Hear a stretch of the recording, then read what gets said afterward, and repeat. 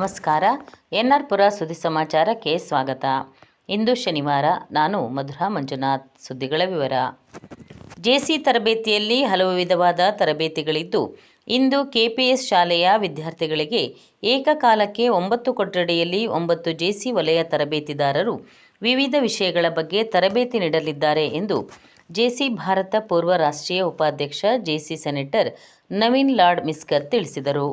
ಅವರು ಶುಕ್ರವಾರ ಪಟ್ಟಣದ ಕೆಪಿಎಸ್ ಶಾಲೆಯಲ್ಲಿ ಜೆಸಿ ವಲಯ 14ರ ಜ್ವಾಲಾಮಾಲಿನಿ ಜೆಸಿ ಸಂಸ್ಥೆ ಹಾಗೂ ಜೆಸಿ ವಲಯ 24ರ ತೀರ್ಥಹಳ್ಳಿ ಜೆಸಿ ಸಂಸ್ಥೆಯ ಸಂಯುಕ್ತ ಆಶ್ರಯದಲ್ಲಿ ವಿದ್ಯಾರ್ಥಿಗಳಿಗೆ ತರಬೇತಿ ಕಾರ್ಯಕ್ರಮದ ಉದ್ಘಾಟನಾ ಸಮಾರಂಭದಲ್ಲಿ ಮುಖ್ಯ ಅತಿಥಿಯಾಗಿ ಮಾತನಾಡಿದರು. ಜೆಸಿ ಇತಿಹಾಸದಲ್ಲೇ 2 ವಲಯಗಳು ಒಟ್ಟಾಗಿ ತರಬೇತಿ ನೀಡುವ ಕಾರ್ಯಕ್ರಮ ಇದೇ ಪ್ರಥಮವಾಗಿದೆ ಎಂದರು. ಅತಿಥಿಯಾಗಿದ್ದ ಕೆಪಿಎಸ್ ಶಾಲೆಯ ಉಪಪ್ರಾಂಶುಪಾಲ ರುದ್ರಪ್ಪ ಮಾತನಾಡಿ, ಜೆಸಿ ಸಂಸ್ಥೆಯು ಭಾರತ ದೇಶದಲ್ಲಿ ಮಾತ್ರವಲ್ಲದೆ ಪ್ರಪಂಚದ ವಿವಿಧ ದೇಶಗಳಲ್ಲಿ ಸಕ್ರಿಯವಾಗಿ ಕೆಲಸ ಮಾಡುತ್ತಿದೆ ಎಂದು ಮೆಚ್ಚುಗೆ ವ್ಯಕ್ತಪಡಿಸಿದರು. ಸಭೆಯ ಅಧ್ಯಕ್ಷತೆಯನ್ನು ಜ್ವಾಲಾಮಾಲಿನಿ ಜೆಸಿ ಸಂಸ್ಥೆ ಅಧ್ಯಕ್ಷ ಆದರ್ಶ್ ಬಿ ಗೌಡ ವಹಿಸಿದ್ದರು. ಕೆಪಿಎಸ್ನ ಎಸ್ಟಿಎಂಸಿ ಕಾರ್ಯಾಧ್ಯಕ್ಷ ಲಕ್ಷ್ಮಣ್ ಶೆಟ್ಟಿ ಉದ್ಘಾಟಿಸಿದರು. ವೇದಿಕೆಯಲ್ಲಿ ಕೆಪಿಎಸ್ನ ಎಸ್ಟಿಎಂಸಿ ಉಪಾಧ್ಯಕ್ಷ ಉದಯ್ ಗಿಲ್ಲಿ, ಸದಸ್ಯ ಕೆಎ ಅಬೂಬಕರ್, ತೀರ್ಥಹಳ್ಳಿ ಜೆಸಿ ಸಂಸ್ಥೆ ಅಧ್ಯಕ್ಷ ನಟೇಶ್ ಕಾಮತ್, ಜೆಸಿ ವಲಯ ತರಬೇತಿದಾರ ಪ್ರಶಾಂತ್, ಜ್ವಾಲಾಮಾಲಿನಿ ಜೆಸಿ ಕಾರ್ಯದರ್ಶಿ ರಜಿತ್ ವಗಡೆ, ಕಾರ್ಯಕ್ರಮ ನಿರ್ದೇಶಕ ನಿತಿಲ್ ಕುಮಾರ್ ಇದ್ದರು.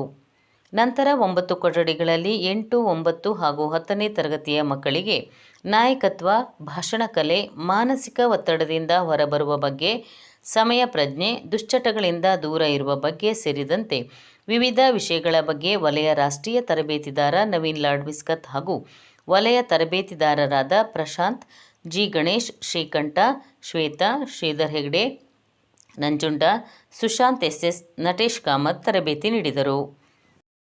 ಈ ವರ್ಷ ಮುಗಿಸ್ಕೊಂಡು ಬಂದಂತ ನೀವು ಈ ವರ್ಷ ಓಕೆ, ಆಲ್ಮೋಸ್ಟ್ ನಾನು ಶ್ರೀಕಂಠ ಇಬ್ಬರೇ ಅನ್ಸುತ್ತೆ, ನಮ್ಮ ಪ್ರಶಾಂತ್, ನಾವು 3 ಜನ ಮಾತ್ರ WWS ಮೊದಲು ಮುಗಿಸಿದ್ವಿ.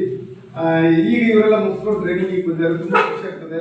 ಸೊ ನಾವು ಹಳೆಯ ಬೇರು ಈಗ ಹೊಸ ಚಿಗುರು ಸೇರಿದ್ರೆ ಮಕ್ಕಳಿಗೆ ಒಂದು ಅತ್ಯುತ್ತಮವಾದಂತಹ ಟ್ರೈನಿಂಗ್ ಕಾರ್ಯಕ್ರಮ ಆಗೋದ್ರಲ್ಲಿ ಎರಡನೇ ಮಾತಿಲ್ಲ. ಸ್ನೇಹಿತರೆ, ಟ್ರೈನಿಂಗ್ ಮಲೆನಾಡಿನ ಭಾಗದಲ್ಲಿ ಅಡಿಕೆಯೇ ಜೀವಾಳವಾಗಿದ್ದು, ಅಡಕೆಗೆ ಹಳದಿ ಎಲೆ ರೋಗ ಬಂದು 100 ವರ್ಷ ತುಂಬುತ್ತಾ ಬಂದಿದ್ದರೂ ಇನ್ನೂ ರೋಗಕ್ಕೆ ಸೂಕ್ತ ಔಷಧಿ ಕಂಡುಹಿಡಿದಿಲ್ಲ ಎಂದು ರಾಷ್ಟ್ರೀಯ ಕಾಫಿ ಮಂಡಳಿ ನಿರ್ದೇಶಕ ಜಿಎಸ್ ಮಹಾಬಲರಾವ್ ವಿಷಾದ ವ್ಯಕ್ತಪಡಿಸಿದರು. ಅವರು ಗುರುವಾರ ಸೀತೂರಿನ ವಿಎಸ್ಎಸ್ಎನ್ ಸಭಾಂಗಣದಲ್ಲಿ Malenadu Halli Amrutha agro clinic, Koppa Mahima agro clinic ಹಾಗೂ ಸೀತೂರು ವಿಎಸ್ಎಸ್ಎನ್ನ ಸಂಯುಕ್ತ ಆಶ್ರಯದಲ್ಲಿ ನಡೆದ ಅಮೃತ ಸಾವಯವ ಗೊಬ್ಬರ ಉತ್ಪನ್ನಗಳ ಮಹತ್ವದ ಬಗ್ಗೆ ರೈತರಿಗೆ ಮಾಹಿತಿ ಕಾರ್ಯಕ್ರಮ ಉದ್ಘಾಟಿಸಿ ಮಾತನಾಡಿದರು. ಮಲೆನಾಡು ಭಾಗದಲ್ಲಿ ಹವಾಮಾನ ವೈಪರೀತ್ಯ, ಕಾರ್ಮಿಕರ ಸಮಸ್ಯೆ, ಅಡಿಕೆ ರೋಗಗಳು ಕಾಣಿಸಿಕೊಳ್ಳುತ್ತಿದ್ದು ಅಡಿಕೆ ಬೆಳೆಗಾರರಿಗೆ ದೊಡ್ಡ ಸವಾಲಾಗಿದೆ. ಶೃಂಗೇರಿ, ಜಯಪುರ ಭಾಗದಲ್ಲಿ ಹಳದಿ ಎಲೆ ರೋಗದಿಂದ ಅಡಿಕೆ ಬೆಳೆ ಸಂಪೂರ್ಣ ನಾಶವಾಗಿದೆ. ಜೊತೆಗೆ ಅಡಿಕೆಗೆ ಎಲೆ ಚುಕ್ಕೆ ರೋಗ ಕಾಣಿಸಿಕೊಳ್ಳುತ್ತಿದೆ.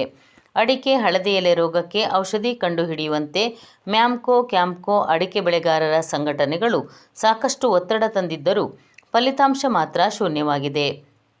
ವಿಜ್ಞಾನ ಇಷ್ಟು ಮುಂದುವರಿದಿದ್ದರೂ ಅಡಿಕೆ ಹಳದಿ ಎಲೆ ರೋಗಕ್ಕೆ ಪರಿಹಾರ ಸಿಕ್ಕಿಲ್ಲ. ವಿಜ್ಞಾನಿಗಳ ಪ್ರಯತ್ನ ಫಲ ಕೊಟ್ಟಿಲ್ಲ ಎಂದರು. ಸಭೆಯ ಅಧ್ಯಕ್ಷತೆಯನ್ನು ಸೀತೂರು ವಿಎಸ್ಎಸ್ನ ಅಧ್ಯಕ್ಷ ಬೆಮ್ಮನೆ ಮೋಹನ್ ವಹಿಸಿದ್ದರು.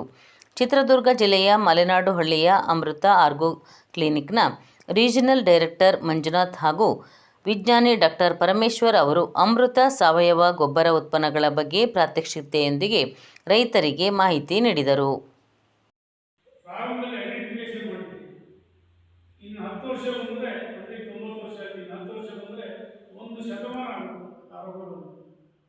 ಒಂದು ಶತಮಾನದಲ್ಲಿ ಎಷ್ಟು ಪ್ರಯೋಗಗಳು ನಡೆದಿದ್ದಾವೆ. ಯೂನಿವರ್ಸಿಟಿ ಇರ್ಬೋದು, CPCI ಇರ್ಬೋದು, ಬೇರೆ ಬೇರೆ ಸಂಶೋಧನಾ ಸಂಸ್ಥೆಗಳಿರ್ಬೋದು, ಪ್ರೈವೇಟ್ ಸಂಸ್ಥೆಗಳಿರ್ಬೋದು, ಎಲ್ಲರೂ ಸಾಕಷ್ಟು ಮಾಡಿದ್ದಾರೆ.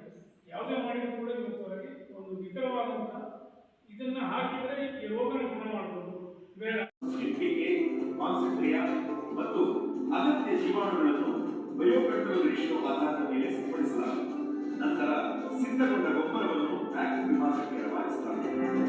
ವಿದ್ಯಾರ್ಥಿಗಳು ಜೀವನದ ಪ್ರತಿಕ್ಷಣವನ್ನು ಸಹ ಆನಂದಿಸಬೇಕು ಎಂದು ಸರ್ಕಾರಿ ಪ್ರಥಮ ದರ್ಜೆ ಕಾಲೇಜಿನ ಸಮಾಜ ಕಾರ್ಯ ವಿಭಾಗದ ಸಹಾಯಕ ಪ್ರಾಧ್ಯಾಪಕಿ ಮೇರಿ ಸಲಹೆ ನೀಡಿದರು. ಅವರು ಶುಕ್ರವಾರ ತಾಲೂಕಿನ ಮೆಣಸೂರು ಗ್ರಾಮದಲ್ಲಿರುವ ಮೌಂಟ್ ಕಾರ್ಮಲ್ ಪದವಿ ಪೂರ್ವ ಕಾಲೇಜಿನಲ್ಲಿ ನಡೆದ ಪರಿಸರ, ಸಾಹಿತ್ಯ ಮತ್ತು ಸಾಮಾಜಿಕ ಕ್ಲಬ್ಗಳ ಉದ್ಘಾಟನೆಯ ಅಂಗವಾಗಿ ಆಯೋಜಿಸಿದ್ದ ಸಮಾರಂಭದಲ್ಲಿ ಮುಖ್ಯ ಅತಿಥಿಯಾಗಿ ಮಾತನಾಡಿದರು. ವಿದ್ಯಾರ್ಥಿಗಳಿಗೆ ಸಾಂಸ್ಕೃತಿಕ ಚಟುವಟಿಕೆಗಳಲ್ಲಿ ತೊಡಗಿಸಿಕೊಳ್ಳುವುದರಿಂದ ಸಿಗುವ ಸಂತೋಷ ಮೊಬೈಲ್ ನೋಡುವುದರಿಂದ ಸಿಗುವುದಿಲ್ಲ. ಶಿಕ್ಷಣದ ಮೂಲ ಉದ್ದೇಶ ಪಠ್ಯದ ಜೊತೆಗೆ ಪಠ್ಯೇತರ ಚಟುವಟಿಕೆಗಳಲ್ಲಿ ತೊಡಗಿಸಿಕೊಳ್ಳುವುದು ಸೇರಿದೆ ಎಂದರು. ಸಭೆಯ ಅಧ್ಯಕ್ಷತೆಯನ್ನು ಪ್ರಾಂಶುಪಾಲೆ ಸಿಸ್ಟರ್ ಶುಭಾ ವಹಿಸಿದ್ದರು.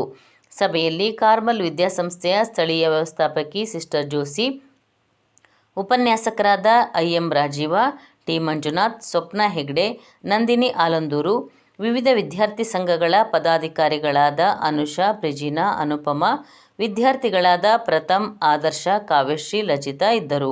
ನಂತರ ವಿದ್ಯಾರ್ಥಿಗಳಿಂದ ಸಾಂಸ್ಕೃತಿಕ ಕಾರ್ಯಕ್ರಮ ಆಯೋಜಿಸಲಾಗಿತ್ತು.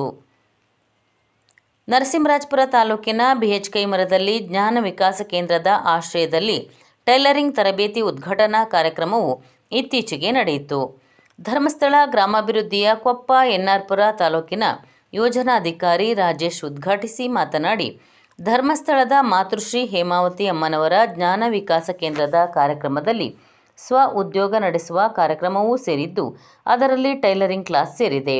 3 ತಿಂಗಳು ತರಬೇತಿ ಪಡೆಯಬೇಕಾಗಿದೆ ಎಂದರು. ಸಭೆಯಲ್ಲಿ ಸುತ್ತ ಒಕ್ಕೂಟದ ಅಧ್ಯಕ್ಷ ಸೀನಾ, ಟೈಲರಿಂಗ್ ಶಿಕ್ಷಕಿ ರಮ್ಯಾ, ವಲಯ ಮೇಲ್ವಿಚಾರಕ ರವಿ, ಜ್ಞಾನ ವಿಕಾಸ ಕೇಂದ್ರದ ಸಮನ್ವಯಾಧಿಕಾರಿ ಬೃಂದಶ್ರೀ, ಸೇವಾ ಪ್ರತಿನಿಧಿಗಳಾದ ಸಿಬಿ, ಅನ್ನಪೂರ್ಣ ಇದ್ದರು.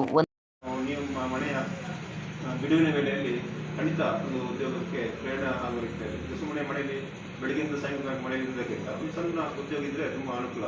ಯಾಕಂದರೆ ಒಂದು ದಿವಸಕ್ಕೆ 200 ರೂಪಾಯಿ ಸಂಪಾದನೆ ಮಾಡಿದ್ರು ತಿಂಗಳಿಗೆ 6,000 ಆಯಿತು. ಅಂದಾಜು ಹಣವಿರುವಂಥದ್ದು. ವಂದನೆಗಳು.